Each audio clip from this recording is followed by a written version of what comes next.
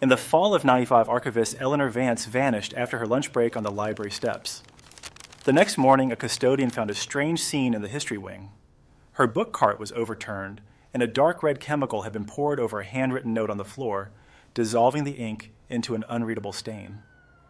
With no body and the only clue deliberately destroyed, the case went cold, leaving Eleanor's younger brother, Owen, to grapple with the baffling mystery for 4 agonizing years. What do you think was on that note, and who would go to such lengths to destroy it? Stick around as we unravel a story of secrets and justice that proves some mysteries refuse to stay buried. Owen Vance adjusted the stack of student essays on his desk, the fluorescent lights of his university office humming a familiar, monotonous tune. It was September of 1999, 4 years since his life had been split into a before and an after. Before, he was just a college kid with an older sister who was smarter than everyone he knew. After, he was the brother of the librarian who disappeared. The title followed him from his undergraduate degree to his doctorate, and now to his position as a history professor at this quiet university, 2 states away from where it all happened. The grief was a dull, constant ache, but the not knowing was a sharp edge that never seemed to wear down. He'd picture Eleanor on those library steps, just as the last witness had seen her, eating her sandwich in the autumn sun. Then he'd picture the scene from the police photos, the overturned cart, the scattered books on historical preservation, and the ugly reddish-purple stain on the linoleum floor where a message had been violently erased from existence. Police had identified the chemical as a powerful solvent, something used in old book restoration, but it offered no leads. They'd called it a baffling act of vandalism connected to a probable runaway case. Owen knew that was nonsense. Eleanor wouldn't run, and she wasn't just a victim of random vandalism. That scene was a statement. Someone was silencing her. He was in the middle of grading a paper on colonial trade routes when his office phone rang. He almost let it go to the machine, but a flicker of instinct made him pick it up. "Professor Vance," he said, his voice flat. "Owen?" "It's Detective Miller." Owen sat bolt upright. Miller was the original detective on Eleanor's case, a kind but weary man who had retired 2 years ago. "Detective? What's going on?" "Something's happened, son. Back at Northgate University. I thought you should hear it from me before it hits the news."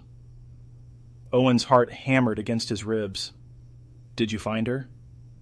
"No, not her," Miller said, his voice careful. "They found something of hers. A new librarian was tasked with clearing out an old storage room in the basement. Place was sealed up a few years back after a pipe burst and caused some water damage. They were finally getting around to dealing with it." He paused. Behind some rusted-out shelves, they found a metal lockbox. It has Eleanor's name on it. A jolt, sharp and electric, shot through Owen. A lockbox. He hadn't known she had one at the library. The police had searched her apartment and found nothing. For 4 years, there had been absolute silence, a complete void of information. Now, this. A small, metal box, pulled from a forgotten, water-damaged room. It was the first glimmer of light in a tunnel he had thought was endless. "I'm on my way," Owen said, his voice hoarse. He was already grabbing his coat and keys, the student essays completely forgotten. The 7-hour drive felt like an eternity, every mile stretching the tension in his gut. He didn't allow himself to hope for too much, but it was a battle he was losing. When he arrived at the police station, Detective Miller was waiting for him, looking older but with the same steady eyes Owen remembered. On a sterile table in an interview room sat a dented, slightly rusted cash box. A forensics tech had already picked the lock. "We wanted you here when we opened it," Miller said gently. Owen nodded, unable to speak. The tech, a young woman with gloved hands, carefully lifted the lid. Inside, nestled in protective plastic to shield it from moisture, was a single, leather-bound journal. Owen reached for it, his hand trembling. He knew it instantly. It was the journal he'd given her for her birthday the year she disappeared. He opened it to the first page. Her familiar, neat handwriting filled the paper. He started reading, and the 4 years of silence began to crumble away, replaced by his sister's voice, telling a story far more dangerous than anyone had ever imagined. The journal started with mundane entries about work, But a few months before she disappeared, the tone shifted. She wrote about a new project, cataloging a recent massive donation of colonial-era artifacts from a man named Alistair Finch. Finch was a titan of industry, a celebrated philanthropist, and one of the university's most prestigious donors. His name was on half the buildings on campus. Eleanor, a meticulous archivist, had quickly noticed inconsistencies. She wrote, "Something is wrong with the Finch collection. The patina on a silver locket from 1745 is chemically induced. The paper of a supposed letter from a colonial governor has wood pulp fibers that weren't common until the 1850s. Owen's eyes widened. She was describing forgeries. Over the next several weeks, her entries became more frantic. She detailed how she secretly tested more items, each one revealing itself as a clever but definite fake. "He's a fraud," she wrote. "Alistair Finch is donating counterfeit artifacts and claiming millions in fraudulent tax write-offs. The university gets a collection that looks good on paper, and he gets rich off the tax evasion. It's a perfect scam." The final entry was dated the day before she went missing. "I found the link. Finch isn't working alone. Someone inside the library is helping him switch out the real appraisal documents for fake ones. I think it's Mr. Abernathy, the head librarian. He's the only one with access to the final acquisition files. I'm going to draft a letter to the state attorney general. I can't go to the university president. He's too close to Finch. I have to do this carefully." Owen looked up from the journal, his face pale. The destroyed note. It wasn't a random message. It was her warning. It was the letter she was drafting. Alistair Finch. The man was practically a local saint, untouchable. And Abernathy, the kindly, soft-spoken head librarian who had expressed such sorrow over Eleanor's disappearance, was his accomplice. "This changes everything," Owen whispered to Miller. The detective, who had been reading over his shoulder, nodded grimly. "It does," he said, "but a dead woman's journal isn't enough to go up against a man like Alistair Finch. We need proof." A new goal, clear and sharp, formed in Owen's mind. Eleanor had started the hunt. It was up to him to finish it. He would find the proof, not just for the police, but for her. Owen's first step was to understand the forgeries. He spent the next week living in the university's history department, using his own expertise to examine the Finch collection under the guise of guest research. The new head librarian, a woman who had replaced Abernathy after his retirement 3 years prior, granted him full access, sympathetic to the brother of their long-lost colleague. With each artifact he examined, Owen saw what Eleanor had seen. The fakes were brilliant, good enough to fool a cursory inspection, but they couldn't stand up to the rigorous analysis Eleanor was known for. He documented everything, taking microscopic photos of paper fibers and analyzing metal compositions. He was building a case, piece by piece. His next target was Abernathy. The former head librarian lived in a quiet retirement community an hour outside the city. Owen found him tending his garden, a frail-looking man with watery blue eyes. He introduced himself, and a flicker of recognition, or perhaps fear, crossed Abernathy's face. "Owen Vance," Abernathy said, his voice thin. "Of course, I was so sorry about your sister. A terrible tragedy." "I've been reading her journal," Owen said, keeping his tone even. "The one she kept hidden in the library basement." The color drained from Abernathy's face. He dropped his gardening trowel. I don't know anything about a journal." "She wrote about you, Mr. Abernathy," Owen pressed, stepping closer. "She wrote about you and Alistair Finch. About the forgeries." Abernathy began to tremble. "That girl was too clever for her own good," he stammered, wringing his hands. "I told Alistair she was getting close. I told him she was asking questions about the appraisal paperwork." "What did Finch do?" Owen asked, his voice hardening. "He said he would handle it," Abernathy whispered, looking away. "He said he would talk to her, convince her to be a team player. That's all I know. He came to the library that afternoon. I let him into the archives through my private office so no one would see him. A few hours later, he left the same way. He just said, 'The problem has been taken care of.'" Abernathy looked at Owen, his eyes pleading. "I never asked what that meant. I didn't want to know. I swear."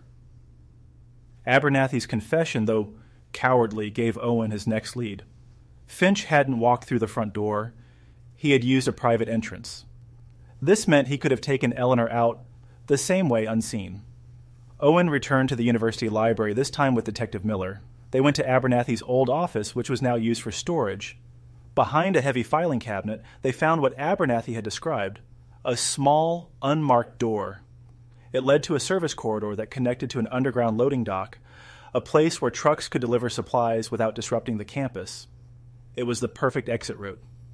So he takes her from the archives, through here, and out to a waiting vehicle, Miller theorized, shining his flashlight down the dusty corridor. No witnesses. But there was a problem. Finch was a powerful man, and Abernathy was a scared, unreliable witness who could easily retract his story.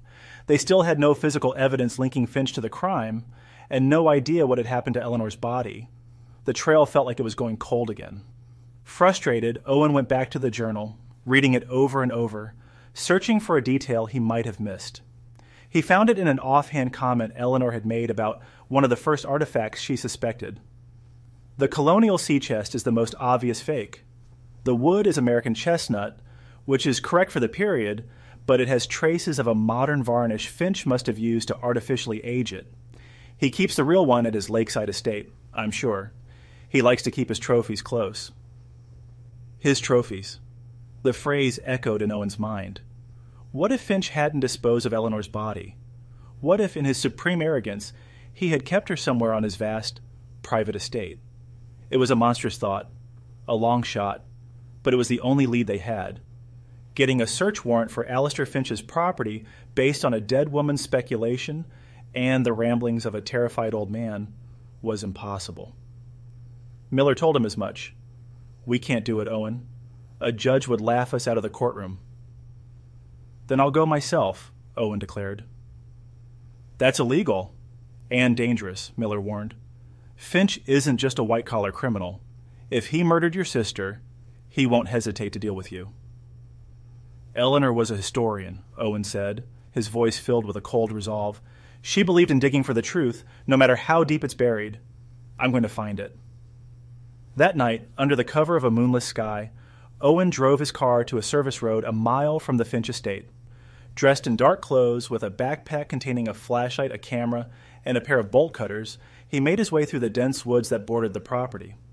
The estate was enormous, a fortress surrounded by a high, wrought iron fence. He found a section far from the main gate and cut through the lock on a service entrance. His heart pounded as he slipped inside. The grounds were dark and silent, save for the chirping of crickets. He made his way toward the main house, a sprawling mansion overlooking the lake. He had no plan, only a desperate hope that he would find something, anything, that connected Finch to his sister. He circled the property, staying in the shadows of the manicured gardens. He peered through windows, seeing rooms filled with priceless art and antiques, Finch's collection of trophies. Then he saw a smaller building set away from the house, near the edge of the water, a large stone boathouse. A single dim light was on inside. It seemed like the most private, most secluded place on the entire estate. Acting on a hunch, he crept toward it. The main doors were locked, but he found a small side window that was slightly ajar. He carefully slid it open and slipped inside. The air was cool and smelled of lake water and oil. A large vintage wooden boat was moored at the dock inside, but it was the back of the boathouse that drew his attention. The stone floor had been sectioned off, and a new, thick concrete slab had clearly been poured long after the original construction. It was about 6 feet long and 3 feet wide. In the center of the slab was a small, bronze plaque. Owen knelt, shining his flashlight on the inscription. His blood ran cold. It read EV 1995, a fine addition to the collection. He felt a wave of nausea and rage, so intense it almost made him black out. He was standing on his sister's grave. Finch hadn't just killed her, he had turned her into one of his twisted trophies, burying her like a counterfeit artifact beneath his feet. Owen took several pictures of the plaque and the concrete slab with his camera. As he stood up, he heard a sound from outside, the crunch of gravel under tires. Headlights swept across the boathouse windows. Someone was coming. Panicked, Owen looked for a place to hide. He scrambled into the moored boat, ducking down and pulling a canvas tarp over himself just as he heard a key turn in the boathouse lock. The door creaked open, and Alistair Finch stepped inside, followed by another man. Owen held his breath, peering through a small gap in the tarp. "Are you sure this is necessary, sir?" the second man asked. "Positive," Finch said, his voice calm and chillingly casual. "That librarian's brother has been sniffing around. He even spoke to Abernathy. The old fool is cracking. It's time to move our acquisition to a more permanent, less sentimental location." He gestured toward the concrete slab. "Get the jackhammer. We're digging her up." Owen's mind raced. They were going to destroy the evidence. He had to act now. As the second man went to a storage locker to get the tools, Owen knew he had only one chance. He quietly pulled his phone from his pocket, his fingers fumbling in the dark. He hit the speed dial for Detective Miller. He didn't speak. He just left the line open, praying the detective would understand, and then he prepared to confront the man who had murdered his sister. As Finch's associate returned with the heavy equipment, Owen rose from his hiding spot in the boat. "Evening, Alistair," he said, his voice shaking but clear. Finch spun around, his face a mask of shock that quickly hardened into cold fury. "You," he snarled. "How did you get in here?" "You should have built a better fence," Owen said, stepping onto the dock. "It's over. I know what I did." Finch let out a short, humorless laugh. "You know nothing, and whatever you think you know will die with you here tonight." He nodded to his associate, who dropped the jackhammer and started advancing toward Owen. But just then, the sound of sirens ripped through the night, growing louder with each passing second. Finch's head snapped toward the sound, his composure finally cracking. Owen had left the line open, and Miller had tracked his phone's location. Red and blue lights flashed across the boathouse walls. Finch made a desperate run for the door, but it was too late. Police swarmed the building. Cornered, Finch's arrogance crumbled into pathetic denial, but the evidence was undeniable. The plaque on the grave, Abernathy's panicked confession, and the financial records that the police seized all painted a complete picture of his fraud and Eleanor's murder. His associate confessed that Finch had killed Eleanor in the library archives that day after she refused his bribe to stay silent. He had then buried her under the boathouse as a final act of dominance. A month later, Owen stood on a quiet hillside, watching as his sister's casket was finally lowered into the ground in their family plot. The word Archivist had been lovingly carved into her headstone. Her case was closed, her name cleared of the runaway theory that had stained her memory. Alistair Finch and Abernathy would spend the rest of their lives in prison. The university, shamed by the scandal, had established a memorial scholarship in Eleanor Vance's name for students dedicated to uncovering historical truths. Owen felt the sharp edge of not knowing finally begin to dull. The grief was still there, and always would be, but it was now joined by a sense of peace. He had found the truth his sister died for.